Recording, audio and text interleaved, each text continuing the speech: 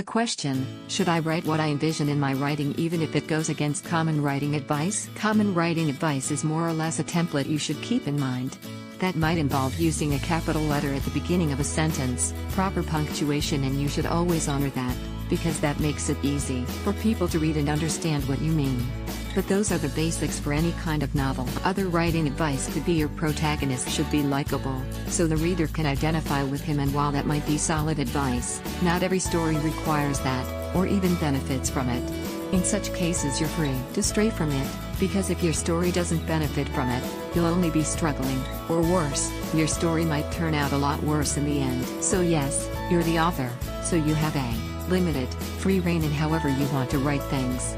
You'll receive criticism from proofreaders, which you should take into account, and you'll receive criticism or suggestions from your editor, which you should also take into account, by the way.